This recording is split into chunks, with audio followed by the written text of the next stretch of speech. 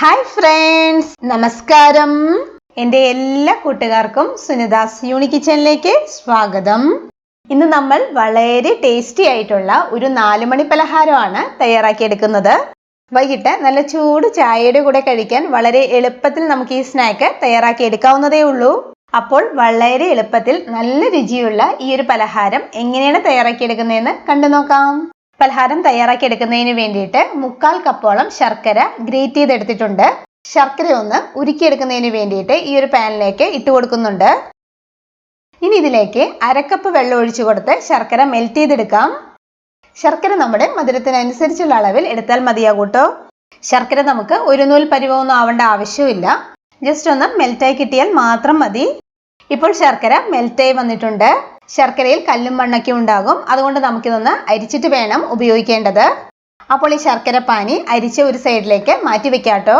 ഗോതമ്പ് പൊടിയിലാണ് നമ്മൾ ഈ പലഹാരം തയ്യാറാക്കിയെടുക്കുന്നത്. അതിന് വേണ്ടിയിട്ട് 1 കപ്പ് ഗോതമ്പ് പൊടി ബൗളിലേക്ക് ഇട്ട് കൊടുക്കുന്നുണ്ട്. ഇനി ഇതിലേക്ക് 1/2 കപ്പ് ചിരകിയ നാളികേരമാണ് ആഡ് ചെയ്ത് കൊടുക്കുന്നത്. 1/2 ടീസ്പൂൺ എള്ള് ചേർത്ത് കൊടുക്കാം. പലഹാരത്തിന്റെ നല്ലൊരു ഫ്ലേവറിന് വേണ്ടിയിട്ട് 3 ഏലക്ക പൊടിച്ചതാണ് ചേർത്ത് കൊടുക്കുന്നത്. ഏലക്കാപ്പൊടിക്ക് പകരം ഇഷ്ടമുണ്ടെങ്കിൽ വാനില എസൻസ് ചേർത്ത് കൊടുക്കാവുന്നതാണ് കേട്ടോ. ഇനി നമുക്കിതിലേക്ക് നേരത്തെ ഉരുക്കി അരിച്ചു വെച്ചിരിക്കുന്ന ശർക്കരപ്പാനി ഉണ്ടല്ലോ, അത് ചേർത്ത് കൊടുക്കാം. ശർക്കരപ്പാനി കുറേശ്ശെ ചേർത്ത് കൊടുത്ത് ഒട്ടും കട്ടയില്ലാതെ നമുക്കിത് മിക്സ് ചെയ്തെടുക്കണം. ശർക്കരപ്പാനി ചേർത്ത് കൊടുക്കുമ്പോൾ ചൂടോടെ തന്നെ നമുക്കിതിലേക്ക് ചേർത്ത് കൊടുക്കാം. അപ്പോൾ പലഹാരത്തിന്റെ മാവും നല്ല സോഫ്റ്റ് ആയിട്ട് വരും. അതുപോലെ തന്നെ പലഹാരം ഫ്രൈ ചെയ്തെടുക്കുന്ന ടൈമിൽ ഉൾഭാഗമെല്ലാം വളരെ എളുപ്പത്തിൽ തന്നെ നമുക്ക് കുക്കായി കിട്ടും. ഇപ്പോൾ ഇവിടെ ഇത് നല്ലതുപോലെ മിക്സ് ചെയ്തെടുത്തിട്ടുണ്ട്. ഇനി ഇതിലേക്ക് മധുരം ഒന്ന് ബാലൻസ് ചെയ്ത് കിട്ടാൻ വേണ്ടിയിട്ട് അല്പം ഉപ്പ് ചേർത്ത് കൊടുക്കാം. 1 നുള്ള് ബേക്കിംഗ് സോഡയാണ് ഇനി ചേർത്ത് കൊടുക്കുന്നത്. പലഹാരം ഒന്ന് പൊങ്ങി വരുന്നതിന് വേണ്ടിയിട്ടാണ് ബേക്കിംഗ് സോഡ ചേർത്ത് കൊടുത്തിട്ടുള്ളത്.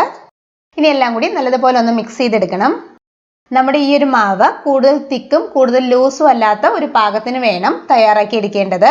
മിക്സ് ചെയ്ത് കഴിയുമ്പോൾ മാവ് കൂടുതൽ തിക്കായിട്ടാണ് ഇരിക്കുന്നതെങ്കിൽ ആവശ്യത്തിന് വേണ്ട വെള്ളം ഒഴിച്ചു കൊടുത്ത് കറക്റ്റ് കൺസിസ്റ്റൻസിയിൽ റെഡിയാക്കി എടുത്താൽ മതി. മാവ് ഈ ഒരു കൺസിസ്റ്റൻസിയിൽ വേണം റെഡിയാക്കി എടുക്കേണ്ടത്.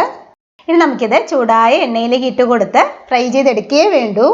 ഞാനിവിടെ വെളിച്ചെണ്ണയിലാണ് പലഹാരം ഫ്രൈ ചെയ്തെടുക്കുന്നത്. നമുക്ക് ഇഷ്ടമുള്ള കുക്കിംഗ് ഓയിൽ സ്നാക്ക് ഫ്രൈ ചെയ്തെടുക്കാവുന്നതാണ്. വെളിച്ചെണ്ണ ഇപ്പോൾ ചൂടായി വന്നിട്ടുണ്ട്. മാവ് സ്പൂണിൽ ഇതുപോലെ ചൂടായ ഓയിലിലേക്ക് ഒഴിച്ചു കൊടുക്കാം. ഗ്യാസ് ഫ്ലെയിം കൂട്ടി വെക്കരുത്. പുറം ഭാഗം പെട്ടെന്ന് തന്നെ ഡാർക്ക് ആവുകയും ചെയ്യും. ഉൾഭാഗം കുക്കായിട്ട് കിട്ടുകയുമില്ല. ഗ്യാസ് ഒരു ലോ ടു മീഡിയം ഫ്ലെയിമിൽ നമുക്കിത് ഫ്രൈ ചെയ്തെടുക്കണം. ചൂട് ശർക്കരപ്പാനി ഒഴിച്ചു കൊടുത്ത് മാവ് മിക്സ് ചെയ്തെടുത്തിട്ടുള്ളത് കൊണ്ട് തന്നെ വളരെ എളുപ്പത്തിൽ തന്നെ നമുക്ക് സ്നാക്ക് ഫ്രൈ ആയിട്ട് കിട്ടും. നല്ലൊരു ഗോൾഡൻ ബ്രൗൺ കളർ ആവുന്നത് വരെ നമുക്കിത് തിരിച്ച് മറിച്ച് ഇട്ട് കൊടുത്ത് ഫ്രൈ ചെയ്തെടുക്കണം. പലഹാരം ഇവിടെ ഇപ്പോൾ ഫ്രൈ ആയി വന്നിട്ടുണ്ട്. ഓയിലിൽ നിന്ന് നമുക്കൊരു ടിഷ്യൂ പേപ്പറിലേക്ക് കോരി മാറ്റാം. ബാക്കിയുള്ളതും നമുക്ക് ഇതുപോലെ തന്നെ ഫ്രൈ ചെയ്തെടുക്കണം. അപ്പോൾ ഇത്രയേ ഉള്ളൂ. സ്നാക്ക് മുഴുവനും ഇവിടെ ഫ്രൈ ചെയ്തെടുത്തിട്ടുണ്ട്. ഒരു 5 മിനിറ്റ് കൊണ്ടൊക്കെ നമുക്ക് ഈ ഒരു പലഹാരം തയ്യാറാക്കി എടുക്കാവുന്നതാണ്. നമ്മുടെ ഈ ഒരു പലഹാരം ചൂട് ചായയുടെ കൂടെ കഴിക്കാൻ നല്ല ബെസ്റ്റ് കോമ്പിനേഷൻ ആണ് കേട്ടോ. അപ്പോൾ എല്ലാവരും ഈ ഒരു പലഹാരം ഇതുപോലെ ഒന്ന് തയ്യാറാക്കി നോക്കണം.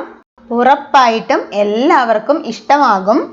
വീഡിയോ ഇഷ്ടമായാൽ സബ്സ്ക്രൈബ് ചെയ്യാനും ഷെയർ ചെയ്യാനും മറക്കരുത് കേട്ടോ.